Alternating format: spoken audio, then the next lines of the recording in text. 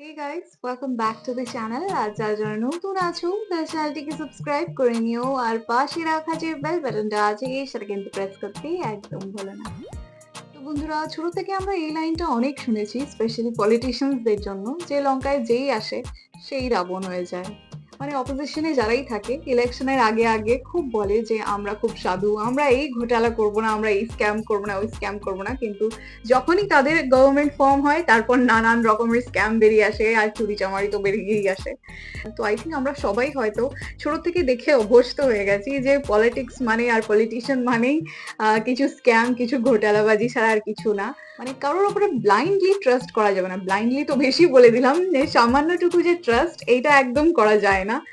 তো আজকে এই টপিকটা নিয়েই পিনাক্ষী ভট্টাচার্যর একটা ডিসকাশন দেখবো। তো চলো আর কথা না বাড়িয়ে ডাইরেক্ট আগে ভিডিওতে যাই, তারপর নয় তোমাদের সাথে কথা হবে। তো ভিডিওটা শুরু করি, চলো শুরু করা যাক। প্রথমে বলি, গ্লোবালি সাধারণভাবে আপনার বক্তব্য স্যার সমাদৃত হয়েছে, কিন্তু প্রশংসা পাইছে। তো স্যার 2 সপ্তাহ পার হওয়ার আগেই জাতির উদ্দেশ্যে আর একবার ভাষণ দিলেন। এটা দ্বিতীয় ভাষণ। খুব গুরুত্বপূর্ণ বিষয় থাকলে ভাষণ দিতেই পারেন। দেখা যাক আপনি কি কি বিষয়ে কথা বললেন। জুলাই আগস্ট বিপ্লব নিয়ে শুরু করলেন, বললেন বন্যা নিয়ে, আনসারদের অবরোধ, পরোক্ষভাবে গার্মেন্টস, গণভবনকে জাদুঘর বানানো, 6টা বিশেষ কমিশন, আর কারে ভোট দেওয়া যাবে না, এই নিয়ে আপনার ব্যক্তিগত মতামতকে রাষ্ট্রের নামে চালাইলেন। কিন্তু পাইলাম না কয়েকটা গুরুত্বপূর্ণ বিষয়ের আলাপ। যেমন আন্দোলনের শহীদদের তালিকার কমিশন পাইলাম না। পাইলাম না চিকিৎসাধীনদের চিকিৎসার জন্য সুস্পষ্ট পদক্ষেপ, আন্দোলনের দৃষ্টিশক্তি হারানোদের সর্বোচ্চ চিকিৎসার পদক্ষেপ। পাইলাম না নিহতদের পরিবারের সহায়তা আর পঙ্গুত্ব বরণকারীদের জন্য পুনর্বাসনের কমিশন। পাইলাম না গত 17 বছরে স্বৈর শাসনের সকল বিষয়ে তদন্ত আর শ্বেতপত্রের কমিশন। পাইলাম না পাচার হওয়া অর্থ উদ্ধারের কমিশন। পাইলাম না প্রশাসন বিদেশি মিশন থেকে আওয়ামী প্রেতাত্মাদের অপসারণ কাজের অগ্রগতির খবর। তবে কিছু কিছু বিষয়ে আপনার অর্জন আর প্রচেষ্টার প্রশংসা করতে দ্বিধা নাই। সংযুক্ত আরব আমিরাতে স্বৈরাচার বিরোধী আন্দোলনে অংশগ্রহণ করিয়া কারাবরণকারী বাংলাদেশিদের মুক্ত করার জন্য আপনাকে ধন্যবাদ জানাতেই হবে। চায়না আর রাশিয়ার সাথে আমাদের ঋণের সুদহার কমানো আর পরিশোধের সময় বাড়ানোর আলোচনা আর একটা ভালো পদক্ষেপ। তেমনি জাইকা, বিশ্বব্যাংক এগুলো থেকে জরুরি ঋণ সহায়তার উদ্যোগ নেওয়াটাও ভালো পদক্ষেপ। পাশাপাশি হাসিনা যে শেষ সময় 60,000 কোটি টাকা ছাপায় মুদ্রাস্ফীতি কইরা জিনিসপত্রের দাম বাড়াইছে, সেটা আরো পরিষ্কার করে বলতে পারতেন, তো ছোট কইরা না আর কি। আপনি প্রাণ খুইলা সমালোচনা করতে বললেন বলেই বলতেছি। তবে আমরা বললাম আর আপনি শুনলেন কি শুনলেন না, এটা যদি ভিতরের মতলব হয় তাহলে কিন্তু বিষয়টা ভালো হইলো না। আমরা তো কিছু অ্যাকশন দেখতে চাই, তাই না? নাহলে কি আর করা, একটা ব্যবস্থা তো হবেই। তো কি করেন? আজ আমি শুধু ধরবো সংস্কারের জন্য করা 6টা কমিশন নিয়ে, বাকি বিষয়গুলো পরের এপিসোডে আলাপ করব। যেহেতু বাংলাদেশ রাষ্ট্রের কাঠামোগুলো এখনো গণস্বার্থ বিরোধী পক্ষগুলোর প্রভাবী প্রবল, সেহেতু আমি শুরু থেকে 3টা সতর্কবাণী উচ্চারণ করে রাখতেছি। কি কি? 1 নাম্বার, এই কমিশনগুলোকে তাদের উপর অর্পিত দায়িত্ব এবং কর্মগুলোকে অবশ্যই নির্ধারিত 3 মাসের মধ্যে সম্পন্ন করতে হবে। কোনো অজুহাত বা বিবেচনাতে 3 মাসের মেয়াদ বাড়ানো যাবে না। যারা পারবেন না, সংশ্লিষ্ট সেই কমিশন বা কমিশনগুলোকে অযোগ্য ঘোষণা করতে হবে। 2 নাম্বার, সংস্কার ভাবনার রূপরেখাও এরপরে 1 মাসের মধ্যে চূড়ান্ত করতে হবে। তাইলে আমরা ধরে নিতে পারি 2025 সালের জানুয়ারি মাসের মধ্যে এই সমস্ত কর্মকাণ্ড সম্পন্ন কইরা বাংলাদেশ তার পরবর্তী ধাপে পা রাখবে।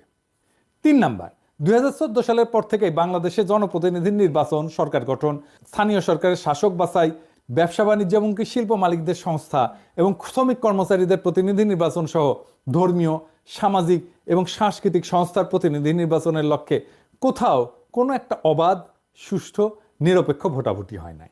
সেহেতু যত দ্রুত সম্ভব এদেশের মানুষকে নির্বাচন অর্থাৎ ভোটাভুটির যে আস্বাদ, এটা গ্রহণের অবারিত সুযোগ করে দিতে হবে। কিভাবে?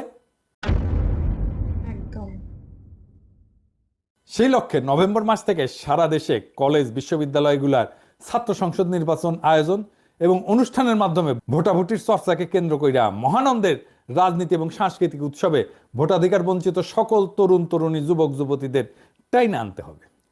আমাদের ভুলে গেলে চলবে না, দেশের জনসংখ্যার প্রায় অর্ধেক 32 থেকে 33 বছর বয়স পর্যন্ত যাদের বয়স, তারা এখনো একবারও অবাধে, সুষ্ঠু এবং নিরপেক্ষ পরিবেশে অনুষ্ঠিত কোনো নির্বাচনে ভোট দেওয়ার সুযোগ পায় নাই। সব সাধুকে সাবধান করে আমরা বলতে চাই, বাংলাদেশে জুলাই আগস্ট বিপ্লবের মাধ্যমে যে গণজাগরণ সৃষ্টি হয়েছে তাকে তুচ্ছ ভাবার স্পর্ধা দেখাবেন না। এটা ফ্যাসিবাদ, স্বৈরতন্ত্র, পরিবারতন্ত্র, বড়লোকিপনা, এলিটপনা, এনজিও নেতাদের আভিজাত্য অভিমান এবং ইসলাম বিদ্বেষ এবং পশ্চিমা শক্তির অনুরাগ, এই সমস্ত সহ সকল ধরনের ক্ষমতা কুক্ষিগত করার হীন সংকীর্ণ গণস্বার্থবিরোধী কার্যক্রম প্রতিরোধ কইরা বিজয়ী হয়েছে। ফলে পরিবার, সমাজ, রাষ্ট্রব্যাপী যে গণচেতনা এবং জন আকাঙ্ক্ষা, গণপ্রতিরোধ প্রক্রিয়া সৃষ্টি হয়েছে তা পরাভবহীন, অকুতভয় এবং অজেয়। রাজনীতি, সরকার এবং রাষ্ট্র সংস্কারের প্রায়োগিক ক্ষেত্র অর্থাৎ বাস্তবে যে কাজ হবে, এবার সে আলোচনায় চলে আসা যাক। ডক্টর মোহাম্মদ ইউনূস গতকাল বুধবার এমন লক্ষ্য অর্জনের জন্য 6টা কমিশন গঠন করার সিদ্ধান্ত নিয়েছেন। এর মধ্যে নির্বাচন ব্যবস্থা সংস্কার কমিশনের প্রধান হিসেবে দায়িত্ব পালন করবেন সুশাসনের জন্য নাগরিকের সম্পাদক বদিউল আলম মজুমদার। দুর্নীতি দমন কমিশনের সংস্কারের প্রধান হিসেবে দায়িত্ব পালন করবেন টিআইবি নির্বাহী পরিচালক ইফতেখারুজ্জামান। ওনারা একবার ধরছিলাম, ওনার সম্পর্কে এখন আর কিছু না বলি। সংবিধান সংস্কার কমিশনের প্রধান হিসেবে দায়িত্ব পালন করবেন বিশিষ্ট আইনজীবী শাহদিন মালিক। বিচার বিভাগ সংস্কার কমিশনের প্রধান হিসেবে দায়িত্ব পালন করবেন বিচারপতি শাহ আবু নাইম মমিনুর রহমান। জনপ্রশাসন সংস্কার কমিশনের প্রধান হিসেবে দায়িত্ব পালন করবেন সাবেক তত্ত্বাবধায়ক সরকার উপদেষ্টা অবসরপ্রাপ্ত আমলা আব্দুল মহিদ চৌধুরী। পুলিশ প্রশাসন সংস্কার কমিশনের প্রধান হিসেবে দায়িত্ব পালন করবেন আরেক অবসরপ্রাপ্ত সচিব সফররাজ হোসেন। তো উনাদের সিলেকশন কেমন হইলো, তাই না? আসেন এটা একটু বিচার কইরা দেখি। জনাব বদিউল আলম মজুমদার, জনাব ইফতেখারুজ্জামান এবং শাহিদিন মালিক, এই তিনজন মূলত এনজিওজীবী মানুষ। এরা শিক্ষকতাও করছেন এবং মাঝে মধ্যে এখনো তা করেন। এদের সততা নিয়ে কোনো প্রশ্ন নাই, আমার নাই। যোগ্যতা নিয়ে আমার কোনো প্রশ্ন নাই, এবং কারোই কোনো প্রশ্ন নাই এদের পশ্চিম অনুরাগ নিয়ে, কোনো সন্দেহ নাই। তাহলে এরা সৎ, এরা যোগ্য, কিন্তু এরা পশ্চিম অনুরাগী এবং এরা এনজিওজীবী, ঠিক তো? আচ্ছা, অবসরপ্রাপ্ত আমলা আব্দুল মহিদ চৌধুরী সরকারি কর্মজীবন শেষ করার পর ব্র্যাকের নির্বাহী পরিচালক পদে চাকরি করার মধ্যে দিয়ে এনজিওর জীবিকা নির্বাহ করতেছেন। উনিও আরেকজন এনজিওজীবী, বুঝছেন? এনজিওগ্রাম সরকারের কমিশনেও এনজিওগ্রামী। এখনো তিনি বহুবিধ এনজিও পরিচালনার সাথে যুক্ত আছেন। এ ভদ্রলোকের সততা নিয়ে আমার কোনো প্রশ্ন নাই, যোগ্যতা এটা নিয়ে আমার কোনো প্রশ্ন নাই, পশ্চিমা অনুরাগ নিয়েও আর আমার কোনো প্রশ্ন নাই, এবং ধর্মপরায়ণতা নিয়েও আমার কোনো সন্দেহ নাই। বিচারপতি শাহ আবু নাইম মমিনুর রহমান, ওনারা চেনেন কিনা জানি না, সমসাময়িক বিচারপতিদের মধ্যে নিয়ে এক বিরল চরিত্র, আত্মসম্মান, মর্যাদা সম্পন্ন একজন সৎ, দক্ষ, যোগ্য, ধর্মপরায়ণ এবং সাহসী মানুষ। বাংলাদেশের বিচার অঙ্গনে তিনি ব্যাপকভাবে সমাদৃত ব্যক্তি। উনারই আসলে প্রধান বিচারপতি হওয়ার কথা ছিল, হন নাই। কেন জানেন? উনি হান্নান শাহের ছোট ভাই, বিএনপির হান্নান শাহের ছোট ভাই। উনার বাবা মান্নান শাহ কৃষক প্রজা পার্টি এবং মুসলিম লীগের নেতা ছিলেন, পাকিস্তানের খাদ্যমন্ত্রী ছিলেন। অবসরপ্রাপ্ত সচিব সফররাজ হোসেন একজন সৎ মানুষ, কোনো সন্দেহ নাই, দক্ষ মানুষ, সন্দেহ নাই, এবং ভীরু মানুষ, মাঝারি মানের আমলা আর কি। কোনো ধরনের সামাজিক এবং স্বেচ্ছাসেবামূলক কাজে জড়িত আছেন বলে আমি জানি না, আমার ভুল হইলে আপনারা শুধরাই দেবেন। তো প্রফেসর ইউনূস ওনার নাম বক্তৃতার সময় ভুলভাবে উচ্চারণ করে বলেছিলেন সরফরাজ চৌধুরী বলছিলেন। তো পুরা রাত কেটে বৃহস্পতিবার সকাল না হওয়া পর্যন্ত দেশবাসী জানতে পারেন নাই তিনি আসলে সাবেক সচিব সফররাজ হোসেন।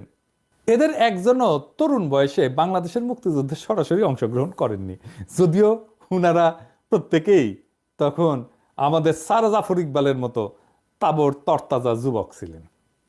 তবে অপ্রত্যক্ষভাবে ৭১ এবং তাদের পরিণত বয়সে এবং বৃদ্ধকালে সকলেই সদ্য সম্পন্ন বিজয়ী গণ অভ্যুত্থানের সমর্থকের ভূমিকা পালন করছেন। এই ব্যাপারে আমার কোনো সন্দেহ নেই। জাতিসংঘের তত্ত্বাবধানে প্রত্যেকটা ঘটনার তদন্ত দাবি করে বিক্ষুব্ধ ৭৪ নাগরিকের বিবৃতি, এই শিরোনামে ২৯শে জুলাই প্রথম আলোতে প্রকাশিত খবরে দেখা যায় বদিউল আলম মজুমদার, ইফতেখারুজ্জামান এবং শাহদিন মালিক সাইন করছিলেন। কিন্তু এইখানে গুরুত্বপূর্ণ বিষয় আছে, প্রফেসর ইউনূস স্যার, আপনি একটু শুনে থাকেন, আপনি হয়তো খেয়াল করেন নাই। এইখানে গণ অভ্যুত্থানের তৃতীয় শক্তির অনুপ্রবেশের যে অভিযোগ তৎকালীন অবৈধ প্রধানমন্ত্রী এবং খুনি হাসিনা তুলছিলেন, সেটার প্রতি সায় দিছিলেন এই তিনজন। কিন্তু ওই তিনজন বলছিলেন অন্যদিকে বিরোধী পক্ষ ছাত্র আন্দোলনের প্রতি সংহতির নামে একে নিজেদের রাজনৈতিক সুবিধা অর্জনের জন্য ব্যবহার করতে চেয়েছেন বলে অভিযোগ রয়েছে। এই তিনজন এই কথা বলছেন, তার মানে হাসিনার সাথে ওনারা সুর মিলাইছেন। ওই বিবৃতিতে আরো বলছেন যে এই আন্দোলন চলাকালে নাশকতামূলক তৎপরতার কারণে বেশ কিছু রাষ্ট্রীয় প্রতিষ্ঠান স্থাপনা এবং সম্পদ ক্ষতিগ্রস্ত হয়েছে, যা কোনোভাবে সমর্থনযোগ্য নয়। ওনারা বিপ্লবী সহিংসতার বিরোধী ছিলেন, তার মানে বিপ্লবের বিরোধী ছিলেন। সুষ্ঠু এবং নিরপেক্ষ তদন্তের মাধ্যমে এই সমস্ত নাশকতার জন্য যারা দায়ী তাদের চিহ্নিত করে আইন অনুযায়ী শাস্তির দাবি জানাইছিলেন তারা। তার মানে আমাদের শাস্তি দিতে চাইছেন ওনারা। কথা সত্য কিনা? কি বদিউল আলম মজুমদার, শাহদিন মালিক ভাই, ইফতেখারুজ্জামান সাহেব বলছেন তো?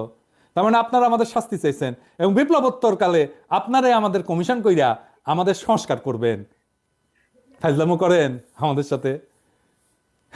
আপনারাই বলেন। এই সমস্ত সম্মানিত ব্যক্তিদের সম্পর্কে আর কি বলবো। শাহদ্বীন মালিক সম্পর্কে একটু আলাদা কইরা বলি। উনি উনি ভালো মানুষ, কোনো সন্দেহ নাই, জ্ঞানী মানুষ, কিন্তু কর্মী মানুষ কি উনি চোখে দেখেন না, সেটা সমস্যা না। কিন্তু উনি একজন ভীতু কাপুরুষ মানুষ, তাই উনার জ্ঞানকে তিনি কাজে লাগাইতে পারেন না। উনি যা বিশ্বাস করেন সেটাকে আঁকড়ে ধরে শক্তভাবে তার পক্ষে দাঁড়াইতে পারেন না। আমি একটা এক্সাম্পল দিই। উনি প্রথম শাহবাগ নিয়ে ক্রিটিক করছিলেন যে আদালতের রায়কে রাজপথে এইভাবে চ্যালেঞ্জ করা যায় না, কিন্তু তারপরে শাহবাগীদের ঠাপ খেইয়া ওই শাহবাগে এসে উনি আবার সংগতি জানাই গেছে। তো উনারা দাবরানি দিলে উনি তো ভেঙ্গে পড়বেন, তো উনার রেখা লাভ কি? আরো গুরুত্বপূর্ণ এবং এটা খুব জটিল ব্যাপার যে স্বাধীন মালিক মুজিবের তৈরি ৭২ সংবিধানকে মুক্তির দলিল মনে করে। 2011-র 10 এপ্রিল সুজন একটা গোল টেবিল করছিল, ওইখানে স্বাধীন মালিক মূল প্রবন্ধ উপস্থাপন করছিল এবং বলছিল যে 1972 সালের সংবিধান সত্যিকার অর্থে একটা মুক্তির দলিল। এরপর প্রায় গত 40 বছরের সংবিধান সংশোধনের যে ইতিহাস, সেটা এক কথায় মুক্তির সেই স্বপ্ন এবং আদর্শের বিচ্যুতির ইতিহাস। তার মানে সংবিধান সংস্কার বলতে উনি বুঝেন যে ৭২-এর সংবিধানে ফেরত যাওয়া। উনি বলেন যে বৈষম্যহীন সংবিধান করতে যা যা দরকার তা এই সংবিধানেই আছে। ফলে উনার হাতে মুজিবের সংবিধান বাতিল কইরা এবং গণ অভ্যুত্থানের নতুন সংবিধান প্রণয়নের কোনো সম্ভাবনা আছে? আপনারা নিজেরাই বলেন তো। তবে নির্বাচন ব্যবস্থা সংস্কার কমিশন এবং দুর্নীতি দমন সংস্কার কমিশনের সিংহভাগ কাজই ১/১১ সরকারের আমলে সম্পন্ন করা হয়েছিল এবং এই নীতিমালা এবং আইন সংস্কারের কাজ তখন অনেকগুলোই গুছায় রাখা হয়েছিল। এই দুইটা পৃথক কাজের সাথে ওই সময় জনাব বদিউল আলম মজুমদার এবং জনাব ইফতেখারুজ্জামান ঘনিষ্ঠভাবে জড়িত ছিলেন। ১/১১ সরকার তো কিছু ভালো কাজও করছিল, তো এটা ভালো কাজ করছিল। এই দুই ব্যক্তি তখন উত্তম ভূমিকা পালন করছিলেন এবং তাদের এই বিশাল অবদানকে আমি তুচ্ছ-তাচ্ছিল্য করব না, এটা করলে ভুল হবে।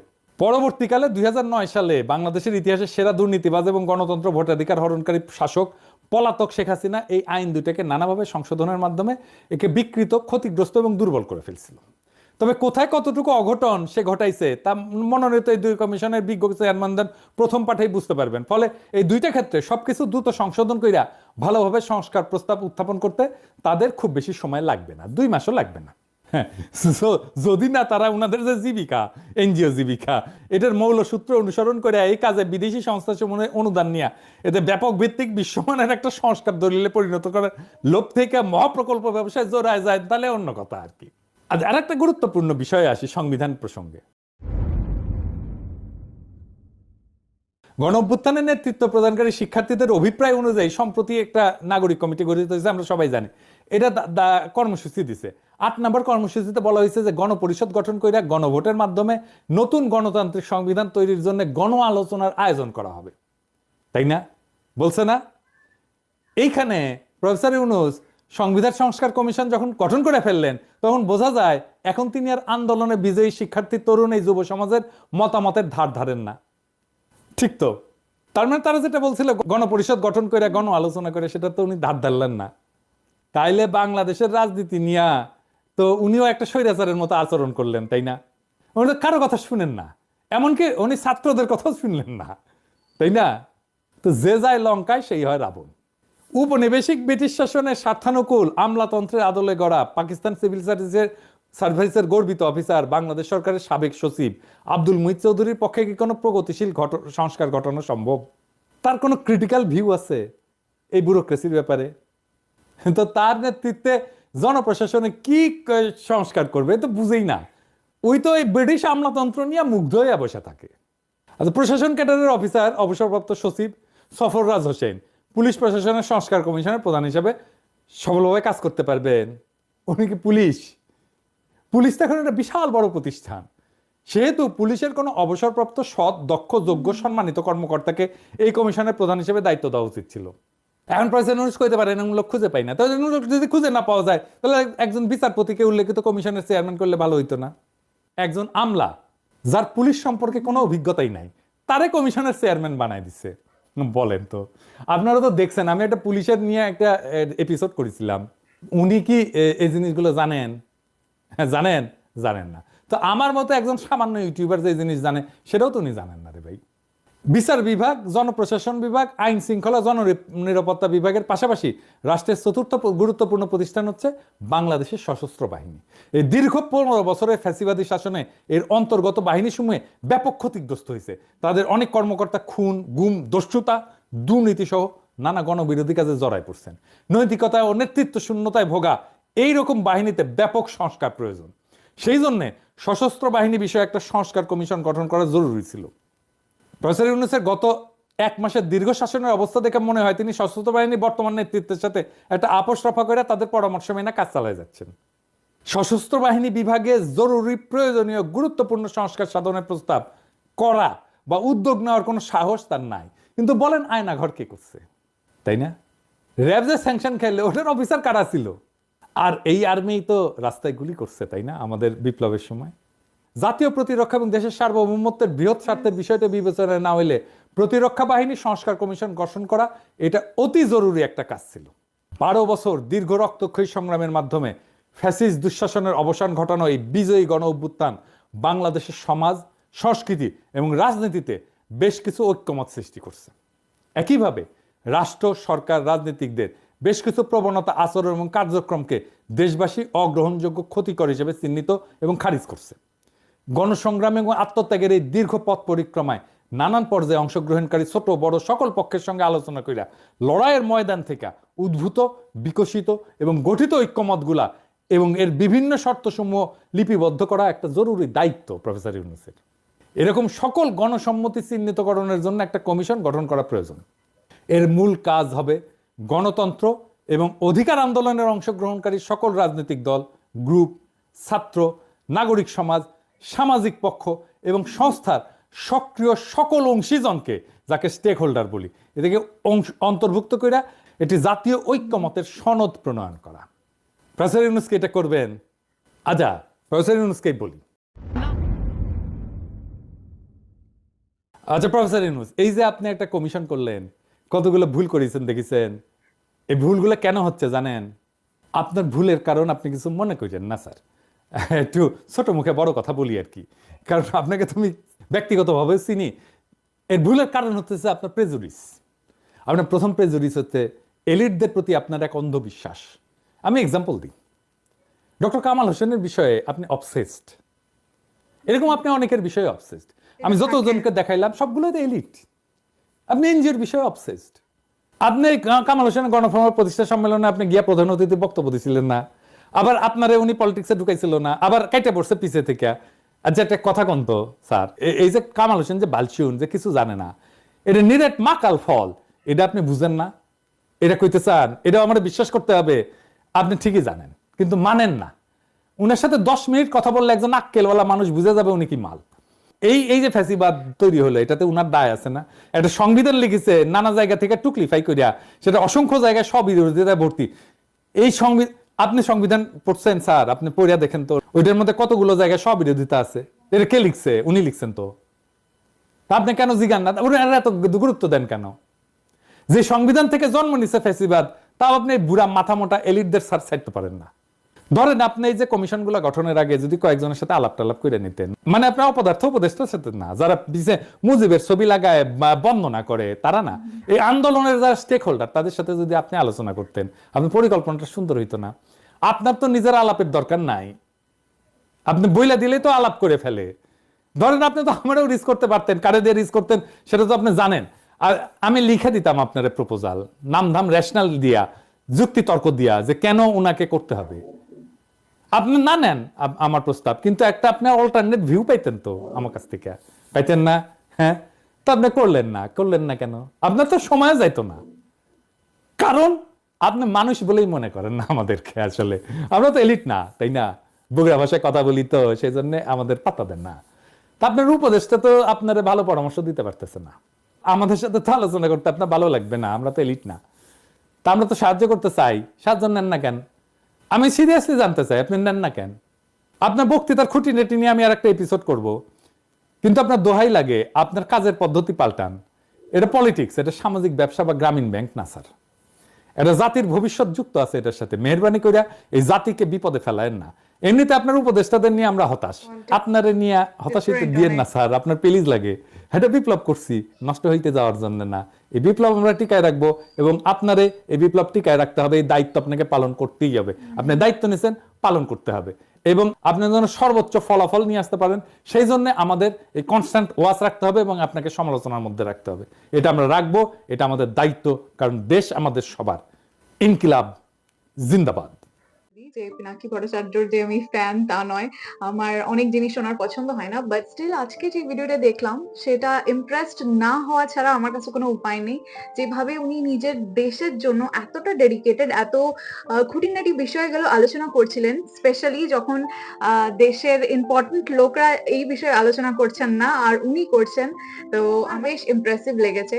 আর তো যতদূর আমি বুঝলাম এই ভিডিওটার থ্রুতে যে ডক্টর ইউনূস ইজ সামওয়ান যিনি হাইলি এডুকেটেড আর এলিট ক্লাসে ওঠা বসা, তো উনি নিজের চারপাশে অমনি ধরনের লোকদেরই চাইছেন যারা হাইলি এডুকেটেড, বাট এটা ম্যাটার ওনার কাছে করছে না যে ওনারা কতটা সাহসী বা ওনারা কতটা স্ট্যান্ড নিতে পারবেন সবকিছুর আগেনস্টে গিয়ে, সেই জিনিসগুলো দেখছেন না, যেটা খুবই ইম্পর্টেন্ট, স্পেশালি এখন যখন দেশ এই সদ্য মাত্র স্বাধীন হয়েছে, নানান রকমের জিনিস এখন ফর্ম হচ্ছে, তো অনেক বিষয় দেখার আছে যেগুলো এভাবে ইগনোর করলে চলবে না। আর তো আমার মনে হয় সবার জন্য একটা ওপেন প্ল্যাটফর্ম থাকা উচিত যেখানে নিজেদের সাজেশন তারা দিতে পারে।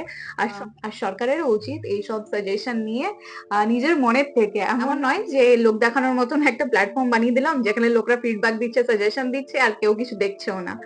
তো এই জিনিসগুলো বাংলাদেশের জন্য এখন খুবই ইম্পর্টেন্ট। তো তোমাদের এই বিষয়ে কি মতামত নিশ্চয়ই কমেন্ট বক্সে লিখে জানিও। তো তোমাদের সাথে দেখা হবে আবার অন্য কোনো ভিডিও নিয়ে। ততক্ষণের জন্য নিজের খেয়াল রেখো আর নিজের আশপাশের লোকেরও একটু খেয়াল করো। So bye bye and take care.